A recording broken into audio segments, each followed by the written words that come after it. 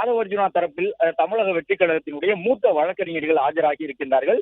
அறிவழகன் உள்ளிட்ட அந்த தரப்பினுடைய வழக்கறிஞர்கள் ஆஜராகி இருக்கக்கூடிய சூழ்நிலையில் தான் ஏற்கனவே டெல்லியில் இருக்கக்கூடிய ஒரு சில மூத்த வழக்கறிஞர்களையும் தமிழக வெற்றிக் கழகத்தின் சார்பில் தொடர்பு கொண்டு பேசியிருக்கின்றார்கள். அவர்கள் வசம் இருக்கக்கூடிய அனைத்து ஆதாரங்களையும் பதிவுகளையும் அவர்கள் வழங்கியிருக்கின்றார்கள்.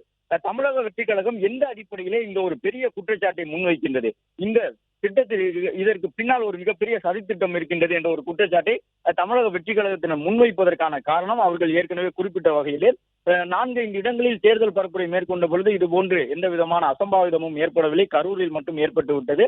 கரூரிலும் கூட ஒரு குறிப்பிட்ட அரசியல் தலைவர் தொடர்பாக பேசிய பொழுதுதான் காலணிகள் தமிழக வெற்றிக் கழக தலைவர் விஜயை நோக்கி வீசப்படுகின்றது. அதன் பிறகு கூட்டத்திற்குள்ளே தள்ளுமுள்ளு ஏற்படுகின்றது. காவல்துறையினர் தடியடி நடத்துகின்றார்கள். திடீரென்று கண்ணிமைக்கும் நொடிக்குள்ளே அடுத்தடுத்து ஆம்புலன்ஸ் வாகனங்கள் கூட்டத்திற்குள் வருகின்றது. என்ன நடக்கின்றது என்று தெரியாமல் மக்கள் இருந்த பொழுது திடீரென்று மின்சாரம் நிறுத்தப்படுகின்றது. மின்சாரம் நின்றவுடன் இருட்டுக்குள் எங்கே நிற்கின்றோம், எப்படி நிற்கின்றோம் என்பது தெரியாமல் ஒவ்வொருவரும் பரிதவித்து ஓட முற்பட்ட பொழுதுதான் இந்த விபத்து ஏற்பட்டு விட்டது. எனவே அனைத்து விதமான காட்சிகளையும் பாதுகாக்க வேண்டும், அவற்றையெல்லாம் நீதிமன்றம் கையகப்படுத்த வேண்டும். காவல்துறை வசம் இருக்கக்கூடிய அனைத்து காட்சிகளையும் சிசிடிவி பதிவுகளையும் கையகப்படுத்தி நீதிமன்றம் தங்கள் வசம் கொண்டு வர வேண்டும் என்பதுதான் தமிழக வெற்றிக் கழக தரப்பினுடைய வாதமாக இருக்கின்றது. அதே நேரம் அரசு தரப்பிலே பல்வேறு விளக்கங்கள் வழங்கப்பட்டிருக்கின்றன. மின் வாரியத்தின் சார்பில் வந்தார்கள், அவர்கள் ஒரு விளக்கம் தந்தார்கள். நெடுஞ்சாலைத்துறை சார்பில் வந்தார்கள், அவர்கள் ஒரு விளக்கம் தந்திருக்கிறார்கள். இன்னும் சொல்ல போனால் மரத்திலே ஒரு சில இளைஞர்கள் ஏறி நின்றார்கள் என்ற ஒரே காரணத்தால் வனத்துறை கூட தங்கள் தரப்பில் விளக்கம் வழங்க வேண்டிய தேவை ஏற்பட்டது. அந்த மரம் எப்படிப்பட்ட மரம், எத்தனை ஆண்டுகள் முதுமையான மரம் அது, அந்த மரத்தின் மீது எத்தனை பேர் நின்றிருக்க முடியும், அந்த மரத்தினுடைய கிளை முறிந்து விழுந்திருந்தால் என்ன மாதிரியான பாதிப்புகள் ஏற்பட்டிருக்கும் என்பதற்காக வனத்துறை கூட விளக்கம் கொடுக்க வேண்டிய தேவை ஏற்பட்டிருந்தது. இவ்வாறு மின்வாரியம், நெடுஞ்சாலைத்துறை, பொதுப்பணித்துறை, வனத்துறை என்று தமிழ்நாடு அரசினுடைய பல்வேறு துறைகள் தங்களுக்கு இந்த சம்பவத்தில் இருக்கக்கூடிய அந்த குற்றச்சாட்டுகள் குறித்த விளக்கங்களை எல்லாம் வழங்கியிருந்தார்கள். மின்வாரியத்தின் தரப்பிலே தெளிவாக சொல்லியிருந்தார்கள். விஜய் பேசும்பொழுது ஒரு சில இடங்களிலே மின்சாரம் நின்றிருந்தது என்றால் அதற்கு காரணம் நாங்கள் கிடையாது, எங்களுடைய மின்வாரியத்தின் சார்பில், அதாவது தமிழ்நாடு அரசினுடைய மின்வாரியம் என்பது முழுவதுமாக அந்த நேரத்தில் மின் இணைப்பை கொடுத்து விட்டது. ஆனால் ஜெனரேட்டர் மூலமாக கூடுதலாக மின் விளக்குகளை பொருத்தி இருந்தது தமிழக வெற்றிக் கழகத்தினர் தான். எனவே அந்த தனியார் ஜெனரேட்டர் மூலமாக மின்சாரம் வழங்கப்பட்டிருந்த ஒரு சில மின் விளக்குகள் மட்டும்தான் நின்றிருந்தன. விஜய் பேசும் பொழுது ஏதேனும் ஒரு பகுதியிலே அந்த சாலை மின் விளக்குகள் எரியாமல் இருந்ததா என்பதை ஆதாரப்பூர்வமாக அவர்கள் தெரிவிக்கட்டும் என்று மின்வாரியத்தின் சார்பிலே கரூரிலே ஒரு செய்தியாளர் சந்திப்பு நடத்தி தங்கள் வசம் இருக்கக்கூடிய ஆவணங்களை எல்லாம், தரவுகளை எல்லாம் அவர்கள் வழங்கியிருந்தார்கள். எனவே மின்சாரம் நின்றது என்பது, இருட்டாக இருந்த பகுதி என்பது முழுக்க முழுக்க தமிழக வெற்றிக் கழகத்தினர் தனிப்பட்ட முறையிலே அமைத்திருந்த விளக்குகள் ஜெனரேட்டர் மூலமாக மின் இணைப்பு பெற்றிருந்த நிலையில் தாவேகாவை சார்ந்தவர்கள் அதிக கூட்டம் இருக்கின்றது என்ற காரணத்தால் அந்த ஜெனரேட்டர்களை அணைத்து தாங்கள் பொருத்தி இருந்த மின்சார விளக்குகளிலிருந்து மின் ஒளி வராத வகையிலே தடுத்து நிறுத்தியிருந்தார்களே தவிர தமிழ்நாடு மின்சார வாரியம் முழுவதுமாக மின்சாரத்தை வழங்கியிருந்தது. அனைத்து மின் விளக்குகளும் எரிந்து கொண்டிருந்தன விஜய் வரும் பொழுது என்ற ஒரு கருத்தை சொல்லியிருந்தார்கள். அதே நேரம் தமிழக வெற்றிக் கழகத்தின் சார்பில் அந்த மின் விளக்குகள் எரியாமல் இருந்த சில காட்சிகளை வெளிப்படுத்தியிருந்தார்கள், வழங்கியிருந்தார்கள். அதற்கு பதிலளித்திருந்த மின் வாரியத்தினர் மின்மாற்றி உள்ளிட்டவற்றின் மீது ஏறக்கூடிய ஒரு சூழ்நிலை இருந்தது. மின்மாற்றிகளுக்கு அருகே கட்டைகளில் தமிழக வெற்றிக் கழகத்தை சார்ந்தவர்கள் நின்று கொண்டிருந்தார்கள். எனவே முன்னெச்சரிக்கை நடவடிக்கையாகத்தான் விஜய் வருவதற்கு முன்பாக ஒரு சில தருணங்களிலே மின்சாரம் நிறுத்தப்பட்டிருந்தது. உடனடியாக அந்த இளைஞர்கள் காவல்துறை மூலமாக கீழே இறக்கப்பட்டவுடன் நாங்கள் மின்சாரத்தை கொடுத்து விட்டோம். இன்னும் சொல்ல வேண்டும் என்றால் விஜய் வரக்கூடிய அந்த நாளிலே அவர் பேசக்கூடிய நேரத்திலே மின்சாரம் எங்களுக்கு வேண்டாம் என்று எழுதி கொடுத்தது தமிழக வெற்றிக் கழகத்தினர்.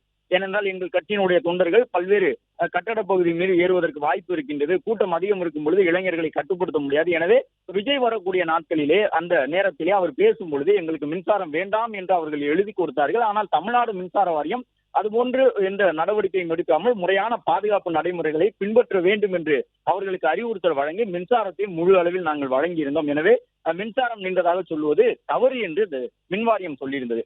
மற்றொரு பக்கம் காவல்துறையினர் அவர்களும் சொன்னார்கள். ஏடிஜிபி அவர்கள் நேரடியாக செய்தியாளர்களை சந்தித்து கூறும் பொழுது பல்வேறு கருத்துக்களை அவர் சொல்லியிருந்தார். அதாவது இவர்கள் கொடுத்திருந்த மனுவிலே எத்தனை பேர் வருவார்கள் என்று குறிப்பிட்டிருந்தார்கள். 10,000 பேர் வருவேன் என்று சொல்லியிருந்தார்கள். ஆனால் வந்தது 30,000 பேர்.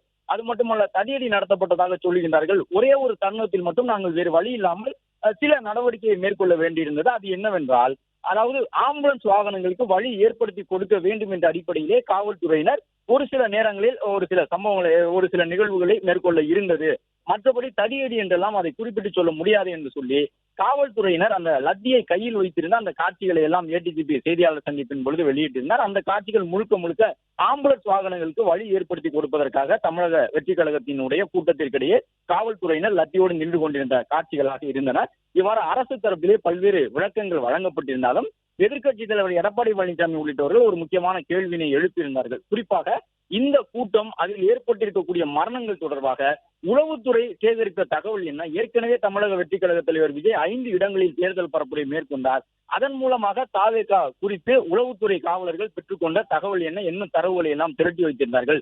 10,000 பேர் வருவோம் என்று ஒரு கட்சி மனு கொடுத்தால் அதை முழுவதுமாக ஏற்றுக்கொள்ளக்கூடிய மனநிலையில் தான் தமிழக காவல்துறை இருக்கின்றதா? குறிப்பாக திருச்சியில் விஜய் ஏற்கனவே பேசியிருக்கின்றார். அங்கே கூட்ட நெரிசல் ஏற்பட்டது. நாகப்பட்டினத்தில், திருவாரூரிலே, பெரம்பலூர், அரியலூர் உள்ளிட்ட இடங்களுக்கும் விஜய் சென்றிருந்தார். எனவே அங்கே அவர்கள் மனு கொடுக்கும் பொழுது எவ்வளவு கூட்டம் வரும் என்று மனு கொடுத்தார்கள். அங்கேயும் இதே போன்று 10,000 பேர் வருவார்கள் என்றுதான் மனு கொடுத்திருந்தார்கள். எனவே அங்கு 10,000 பேர் தான் வந்தார்களா? அதை காட்டிலும் கூடுதலாக வந்திருந்த சூழ்நிலையிலே அந்த மாவட்டத்தினுடைய மக்கள் தொகை என்ன, எனவே சராசரியாக அந்த மாவட்டத்தில் இருக்கக்கூடிய சட்டமன்ற தொகுதிகள் அதிலிருந்து எத்தனை பேர் வருவார்கள் என்பதையெல்லாம் உளவுத்துறை காவலர்கள் கண்டறிந்து முழுவதுமாக பாதுகாப்பு வழங்கியிருக்க வேண்டும். தாவேகா என்ற ஒரு அரசியல் கட்சி 10,000 பேர் வருவேன் என்று சொல்லி மனு கொடுத்தார்கள் என்பதற்காக அந்த 10,000 பேர் தான் வருவார்கள் என்ற நம்பிக்கையோடு தமிழ்நாடு காவல்துறை பாதுகாப்பு ஏற்பாடுகளை எப்படி செய்து கொடுக்கலாம் என்ற கேள்வியை எதிர்க்கட்சித் தலைவர் எடப்பாடி பழனிசாமி உள்ளிட்டவர்கள் எழுப்பியிருந்தார்கள். எனவே காவல்துறை தான் சற்று கவனமாக இருந்திருக்க வேண்டும். தாவேகா சார்பில் 10,000 பேர் வருவேன் என்று சொன்னாலும் இந்த மாவட்டத்தினுடைய மக்கள் தொகை எவ்வளவு, இந்த மாவட்டத்தினுடைய சட்டமன்ற தொகுதிகள் இத்தனை இருக்கின்றன. எனவே சராசரியாக திருச்சியில் வந்த கூட்டம், நாகப்பட்டினத்து கூட்டம், திருவாரூர் கூட்டத்தை எல்லாம் ஒப்பிட்டு இங்கே இவ்வளவு கூட்டம் வரும் என்று காவல்துறை, உளவு காவல்துறையினர் அந்த குறித்த தரவுகளை திரட்டி பாதுகாப்பு வழங்கியிருக்க வேண்டும் என்று சொல்லியிருந்தார்கள்.